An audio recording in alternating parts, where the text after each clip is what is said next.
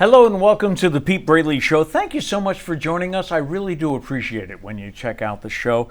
On this show, we try to shine the spotlight on people that have contributed to making life better here in New Bedford and in southeastern Massachusetts. She has been in office for more than 20 years, but this year, Linda Morad did not seek re-election. She joins us right now, and we're going to look back at her time on the City Council. I'm so happy you're here, Linda. Welcome. Thank you, Pete. I appreciate the invitation. Let's see. I understand you are the second most senior member on the council. And I am.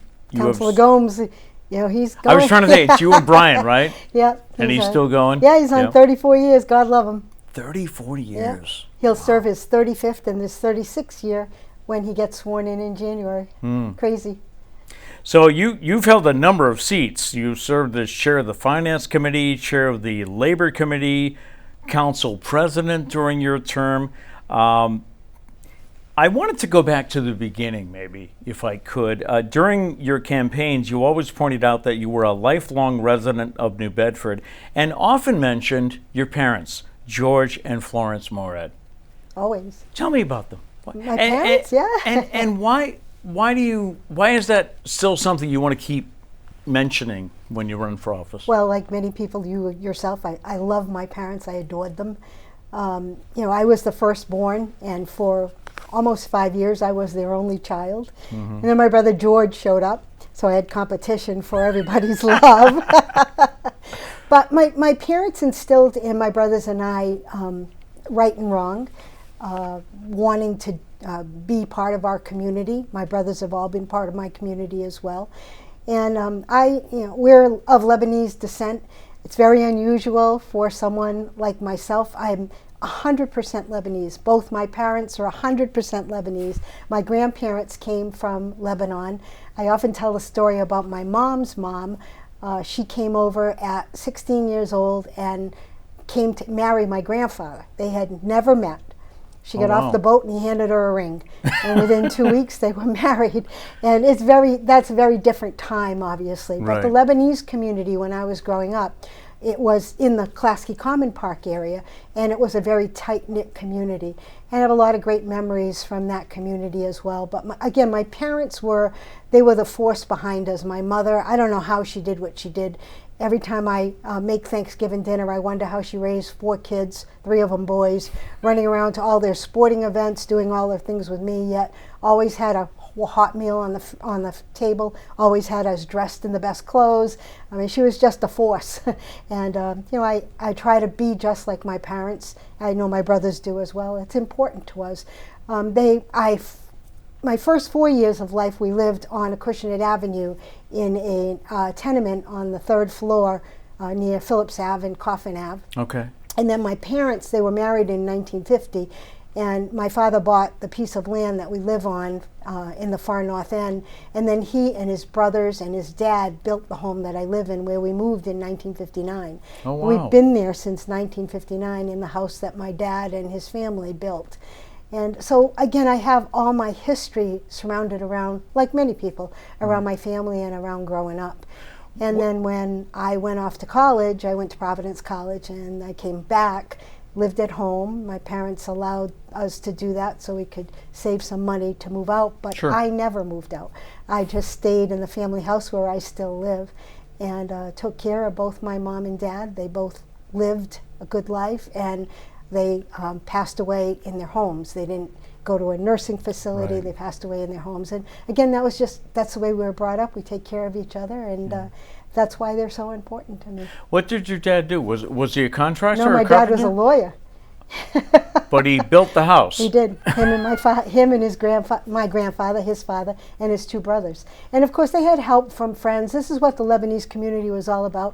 They had help from other friends who came and helped them with the concrete, with the electrical, with the carpeting. But they did the basic building of 4162 Acushnet Avenue. So you said you spent a little bit of time around the Klasky Park area. So I thought you were always a North End kid. No, my grandparents owned a home across the street from our church, Our Lady of Purgatory, Okay. which is located on the corner of Pleasant and Franklin Street. So when I was growing up, my mom had 3 boys, George, Robin, and Mark, 1 year apart, And so she would ship me to my grandmother's so that she could deal with them. And so I grew up, I spent Saturdays and Sundays in that area. Other than that, though, a North End kid. Yeah, other than that, a North End kid. Yeah. Yep. Oh, let's see. I understand you went to Campbell Elementary School. I did, yep. Then Normandin, then New Bedford High. Yep, 1972. What kind Last graduating class of the old building. Oh, really? Yep. Oh, wow. What kind of student was Linda Morad? She was an okay student. She was an honor society student in high school. Okay. And then I went to Providence College thinking that I was going to be a doctor, and I studied in my first semester biology, and I couldn't cut that, so I moved to Health Services Administration, and my degree is actually in Health Services Administration.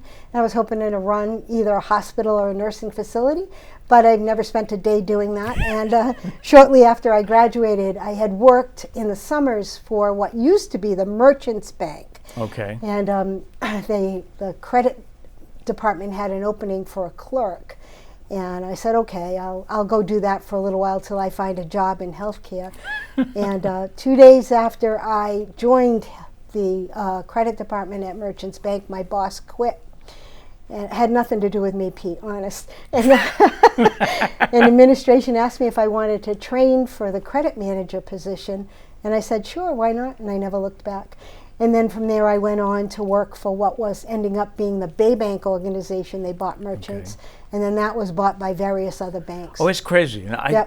I'm not even sure who owns my mortgage anymore. Yeah. I just pay it, with all these changes. Yep. So I read that. I read that you had a Bachelor of Science degree in hospital administration, and I went, wait a minute, I thought she was in finance. Yeah. So that's how it happened. That's how I got there. Yep. Yeah. I understand you continue to be active in the Providence College Alumni Association? Yep, I'm still active. I was very active. I was a member of the Alumni Board of Directors. My Providence College experience was unbelievable. I really enjoyed my 4 years there, and they. How so? What are you, looking back on it? What? Well, another thing you probably don't know about Linda Morad and the Lebanese community is back then, my father was not in favor of me going to sleep over at anybody else's house when I was growing up. Okay. So young ladies who were my friends could come to my house, but I was never allowed to go there. So when I went to Providence, did you stay? Were you in the dorms? I did. My father decided I should have that experience. Okay. And when I went to Providence, I remember distinctly my parents dropping me on the corner where we put all my stuff in the alumni dorm, and then they drove off. And it was the first time in 18 years that I had really been on my own. On your own, yes. Yeah, so the first semester was kind of wild. Are we talking wild college experiences? Yeah, wild college experience. Okay. To the point when I came home at Thanksgiving, my dad said, look, this is not how it's going to be. One more semester, if you don't take care of bringing things up, you're out of there. So I was a good girl after that. But it was a great experience. I was very involved in intramural sports at Providence College. As a matter of fact, I was the vice president of intramural sports. I did all the scheduling while I was there, and I was a member of the women's varsity ice hockey team. Really? I played 3 years, 2 years as right wing and 1 year as goalie. I can't believe they convinced me to do that.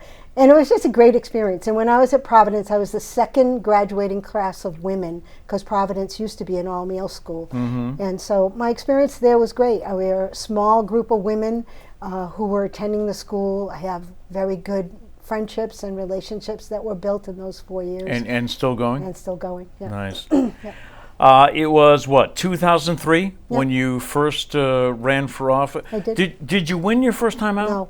Okay. I ran against Dennis Farias, who was the counselor from Ward 1 at that point in time.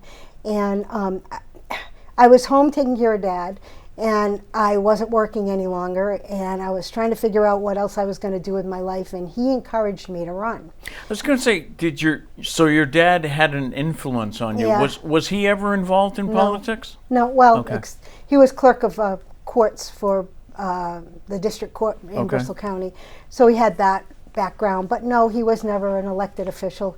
He was always involved with things in our community, but not as an elected official. What did he think when you wanted to run? Was he still No, healthy he enough? encouraged me to do it. I had no intention of doing it. Oh, And really? he encouraged me to do it. Yeah, and Okay. he did, and I decided to do it. And we had a primary, and 2 days after the primary, my father passed away. Oh. So he never watched me lose the first race. But I took 46% of Dennis Farias's vote in my first time out. Wow. And I said, I'm all done. I'm one of those people, if you don't want me, I'm out of here. But my brothers said, you can't do that. You took 46% of the vote on your first time. You got to try again. So I did try again, and I was able to win the seat.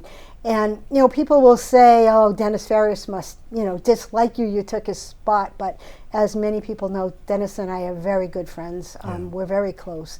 And he thanks me oftentimes for beating him because, he's gone on to do different things now that he really enjoys. Oh, okay. Yeah. So you might have felt like he had to stay. Right. Yep. Right. Yep. I'm always curious because I remember one of my co-hosts on one of the many elections I've covered pointed out the fact that you've got to come back and try again. And the more you run for office, the more you learn about campaigning. And also it keeps your name in people's minds. So maybe the second or third time out, they might say, oh, she's still running. Okay, I'll vote for her because you're committed to Yeah, it. it's true. I mean, I had no intention of running a second time, but I'm glad I did because then I was elected and I had that experience. I had that same experience after I lost the mayoral race. At that time, I had been serving as the Ward 1 councilor. I gave up that seat to run for mayor, and I lost the election. Yeah, I don't think many people realize you have to give up. You're taking a risk. Yep. When you run for a mayor or a different office. And I wasn't going to run at large. But then again, my brother showed up and said, what do you mean you're not going to run again? This is something you really love. You can be effective at large. So I was like, okay, I'll give that a shot. And I'll get to that mayor's race in a moment, but I don't think the average person realizes the amount of work that goes into being a city councilor because, we just see the meetings. That's true. Where you sit at the desk in the chambers, but fill everybody in. What are some of the? It's nonstop, right? It's busy. It depends how you do the job, obviously. Okay. Just like the boards and commission members, a lot of them spend a lot of time in the preparation before the meeting. I do too. When I sit down at my seat, no matter whether it's a committee meeting or a council meeting, I know what the issue is before me. I've read the paperwork. I've formulated my questions. Some cases I've already asked a couple questions before the meeting so I can get additional background information. Right. But it's not just meetings, and it's not just twice a month on Thursday night. Most months it's 4 nights a week. Monday, Tuesday, Wednesday, Thursday, with some type of committee meeting. Many of our committee meetings are what we call committee of the whole, which means all 11 members are members of that committee. And then there are subcommittees with members of 5. And depending on where you serve, you can be pretty busy. Some of my colleagues also serve on some of the boards and commissions as well, the Water Board, the Traffic Commission, etc. But in addition to all that, as the face of the people, as the public elected official, there are many, many community events that we are asked to attend, and many of the board and commission meetings where the residents are asking for our support, either in favor or in opposition to something that's going on in their neighborhood. So there is a big time commitment if you do the job, 100%. If you really represent the people that put you in office. And I pride myself on having done that for 20 years. And I believe that I read somewhere where you have also over the years helped some of the new councilors adapt and learn about all the things they have to do. Yeah. Was there someone there for you when you first started? Yeah, there was actually. Yes, there's no book that tells you how to be a city councilor. Right. And one of the things that the 2 incoming councilors are going to deal with is, as soon as you are sworn in, the phone begins ringing. The paperwork begins arriving. Very quickly, they're going to be in budget season. I don't think that either one of the councilors has really delved into a budget And I know I didn't before you're elected. Right. Why would you? Why right? would exactly? Why would you, right? Exactly. Yep. Yeah. So, but there's a lot coming at you all at once. So it's important that if you are open to it, that there's somebody who might be able to tell you how it works, or give you some hints, or answer your questions, or Who whatever. was it for you? It was Leo Pimentel. God bless him. Leo, yes. Leo Pimentel, yep. Day I was elected, he called me and said hello and welcomed me, and we had a conversation, and then I felt very comfortable with Leo. Leo was a very genuine man. He was a down-to-earth guy. He didn't have any pretense about him, and he told you what he thought. There was never anything hidden with him. And I felt very comfortable calling him and asking the dumb question, because most of the questions you're asking to people who have been there a while are dumb. What do you mean you don't know that? But you don't know that because you didn't experience it yet. So I was very comfortable with Leo. You have been described as a fiscal conservative. Is that a description that you're comfortable with? I guess so. I want to know I want to know how you're spending the money and why you're spending it. And which would seem obvious, that you should. Yeah, you should. And is it true that a lot of your fellow councilors, because of your background in finance, have they come to you to try to explain this to me? Yes, from time to time that's happened. There's been other people on the council that I've sought their opinion as well. Mm-hmm. I mean, John Saunders knows how the budget works. Jane Gonzalez knows how the budget works. Dennis Farias, I've gone to him several times to say, hey, when you were serving, et cetera, et cetera. There are people who understand how the process works. And I also relied on some of the folks that were around a long time ago in the financial world that served the city, who have moved on now since then, whether they were the auditor or the CFO or the city solicitor, because they were knowledge bases, and I wanted to know the ins and outs of how things worked, and they were very upfront and comfortable talking about that. When you see the contentious, is that the word I want to use, atmosphere nationally, do you take a step back and, I mean, are we better off in New Bedford? I mean, are we good in New Bedford? There doesn't seem to be as much infighting as we read about, but is it more comfortable on the local level?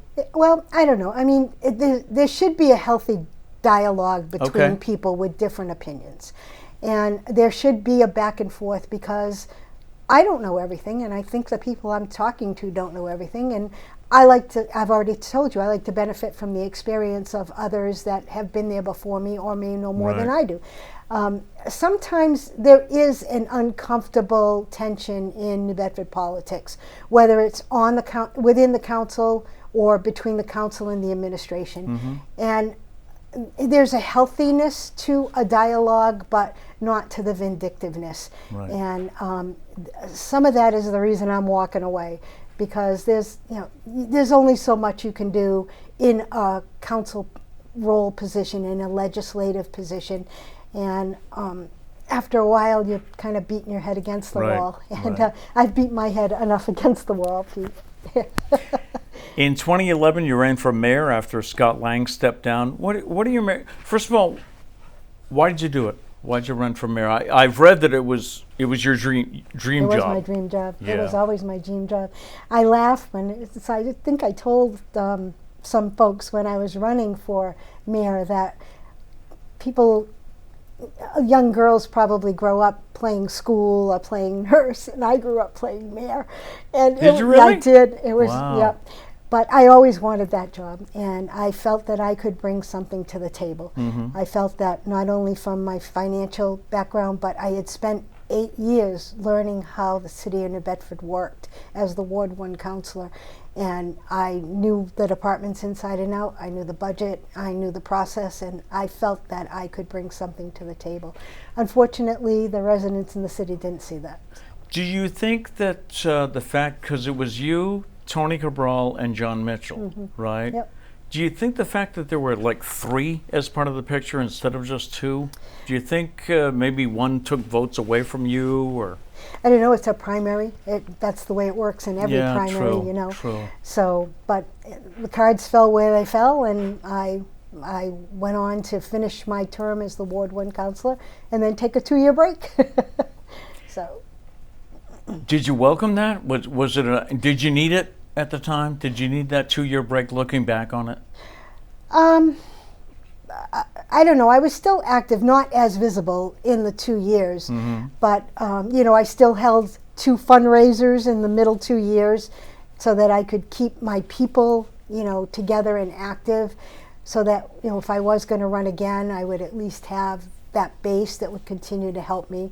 But I don't know. I was very disappointed at first about not making. Obviously. Yeah, I was actually crushed election night. But 2 days later, my campaign team said, "You're going out." And I was like, "No, I'm not." And they're like, "Yes, you are." And I actually 2 days later went to the debate in one of the local churches between John and Tony. People couldn't believe I was there, but I was like, my campaign team was, "You're not a poor loser, and you're still part of the city, and you have supported all along local politics, and you're going to go do that." And I was like, "Okay, I'll go do that." And when did you decide you were going to get back into the council? Not right away. And then I don't think I would have, honestly, I don't think I would have run right then and there for Councilor at Large, except there was now an open seat. Because I think you'll know that I always talk about the council as the family. And I didn't want to run against somebody who I had served with to take away their seat. I didn't feel that. I can respect that. Yeah. But there was an open seat, and I decided that why not me? When do you think it will hit you, or has it already, that you're no longer part of the city's political group?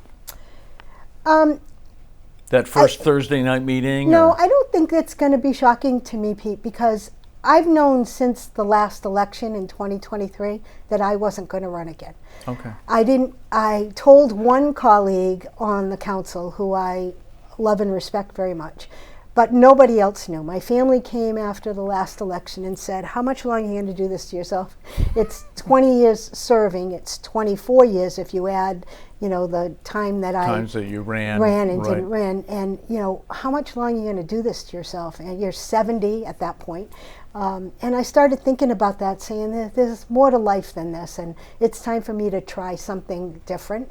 So I don't think that it's going to hit me, because I've known now for a while that I'm not going to do that. Yeah. Right. And I chose not to announce until this year, after the budget, because I saw what happened when Councilor Coelho announced shortly after she had been elected that she wasn't going to run again. And people were critical of her. I don't know why. And people were kind of discounting her, saying, "Oh, she's not going to be here." And I didn't want that to happen to me. I'm representing the people that put me in office, and I wanted to be taken seriously and be their voice. So that's why I chose to wait as long as I did. And I waited till the budget season was done, and shortly after the budget was passed in June, I announced in July that I wouldn't be seeking a re-election. It was methodical on my part. Okay. You've mentioned, I don't have the exact quote here, but you mentioned about how being in the council has given you so many opportunities, so many experiences. Do you have a couple that stick? That you don't have as a private citizen. It's my honor to be here to represent the city of New Bedford in the city council. Really, yeah. Yeah. I mean, just the people I meet, the places that I'm invited to go, the birthday celebrations, the anniversary celebrations. I would never have those opportunities. Again, that's not in the book that doesn't exist. Correct. That's not in the job description. It's not. Yeah. But it's part of what I love about this job. I've also had other opportunities. Like we had a mock government meeting with via via satellite, with people in Iraq. Oh. Yep. And it was all of us and the council, and they were trying to form government. And it was just amazing. All the men over there. There were no women. No women. No. Yeah. Yep. And those are the kinds of things that you never really get the opportunity to do.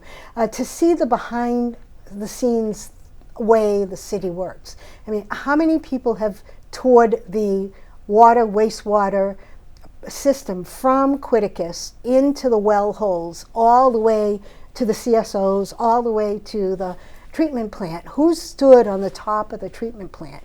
Who's been inside the area that controls the operation of the dikes? It's just, been... I always wanted to see yeah, that. Yeah, it's been absolutely, those are the things that I remember and that I'll treasure. The one thing I didn't do, that I'm sorry I didn't do, is recently we bonded money to fix High Hill, and there was a period of time when a section of the High Hill reservoir was dry, part was still wet, and then had the gallons in it, and the other, and you could go into the dry part. And I wasn't able to do that. I wasn't able to make that, and I regret that I wasn't able to do it. To be honest with you, I was a little scared because I was thinking, okay, if somebody picks a hole in there, how am I getting out of here with all this water rushing in? But it just didn't work on my schedule. But those are the kinds of things, as an elected official, that have happened that I really, really treasure and enjoy. right. What does the next chapter hold for Linda Morad? You're looking forward to Me. Me. That's what the next chapter holds. focusing on you. Focusing on me. Yeah. And, you know, I have a great niece and a great nephew. They're 18 and 17. And they're both very involved in our community. And I very much enjoy being with Layla and Rory and attending their events and doing things with them. You know, Layla's a senior. She served 2 years ago now as Miss New Bedford's teen. Oh, great. I loved every minute of that year, and, you know, the way she grew over that. Rory's a junior, going to be a senior. He's a member of New Bedford High School sports. He plays football and track. Okay. You know, it's been, I want to spend time doing that. Plus, there are things around my house that I haven't done that probably, you know, I've always put on the back burner. Right. And I haven't traveled in a while. And I was used going to ask you travel. about that Yeah. because how much available time do Not you much. have as a counselor? Yeah, not much. There are periods of time, but I just haven't traveled, and I would like to do that. My nephew, Zachary, lives out in California. Okay. I haven't been out there. You know, I have family in Florida and family other places. I want to travel a little bit, so no, I'll be doing that. But I can't see you totally out of the picture. Me either, really, but we'll see. You know, I don't expect that a board or commission position will be offered to me during this administration, and that's okay. But I'll still be active. I'll still be looking for things. I mean, there's the South Coast Renewables Parallel Project that I don't plan on going away from in the North End. I live there, and in addition to that, there are a lot of people whose lives will be drastically impacted if that's allowed to go there. And I'm sure there are other community things that I'll be involved in in the city. Thank you so much for coming in We're today. done already? It flies. It flies. I want to thank you, Pete, for the opportunity, and I certainly want to thank the residents of the city for giving me the opportunity over the last 20 years. It's been a blessing. Okay. So, Enjoy. thank you, I will. All right. If you know of someone that you think we should have as a guest, please let me know. You can reach me a number of ways. I'm on Facebook. I'm on X. You can find me at petebraley.com or email thepetebraleyshow@gmail.com. That's thepetebraleyshow@gmail.com. We always leave you with a thought for the day, and our thought today is the key to happiness is letting each situation be what it is instead of what you think it should be. No matter what, please go out and make it a great day.